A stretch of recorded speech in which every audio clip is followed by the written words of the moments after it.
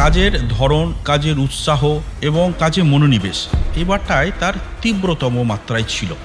ওই জন্য এই সফলতা। আর আলাদা কোনো স্ট্র্যাটেজি বা আলাদা কোনো এইভাবে ফিল্ম স্টারকে এনে ভোট জেতা যায়, এটা ভারতীয় জনতা পার্টি বিশ্বাস করে না।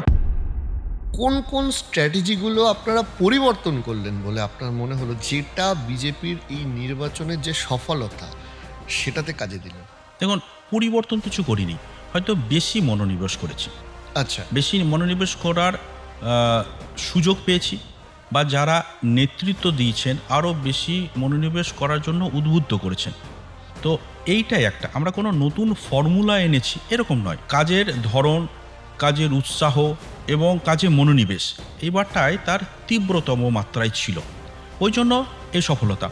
আর আলাদা কোনো স্ট্র্যাটেজি বা আলাদা কোনো এইভাবে ফিল্ম স্টারকে এনে ভোট জেতা যায়, এটা ভারতীয় জনতা পার্টি বিশ্বাস করে না। কোনো কোনো ক্ষেত্রে একটা এক্সপেরিমেন্ট করতে পারে, কিন্তু এটা তার মানে আমি মূলভূত চিন্তা নয়। 2021-এ যেটা দেখেছিলাম যে অনেকে টলিউডের অনেক নায়ক নায়িকারা টিকিট পেয়েছিলেন, সেটা থেকে সম্পূর্ণ উল্টো একটা বিজেপিকে আমরা দেখলাম 26-এর বিধানসভায় যেতে। আমি সেই জন্যই জিজ্ঞাসা করছি, আরও আগ্রহ বাড়ল। 2021-এ আমিও ক্যান্ডিডেট ছিলাম। তো সেই ক্ষেত্রে আমার জেলাতে হাওড়া গ্রামীণেও সেইবার দুজন যারা টলিউড থেকে এসেছিলেন তারা প্রার্থী ছিলেন। কিন্তু এই 5 বছরে যেটা হয়েছিল যে আমরা প্রচুর কার্যকর্তাকে তৈরি করতে পেরেছিলাম। মানে পার্টির জন্য যারা ভাবেন, পার্টি করেন এবং পার্টিকেই সামনে রেখে নিজের সমস্ত কিছু তারা পরিকল্পনা করেন। তো এই রকম কার্যকর্তার সংখ্যা আগের থেকে অনেক বেশি হয়েছিল।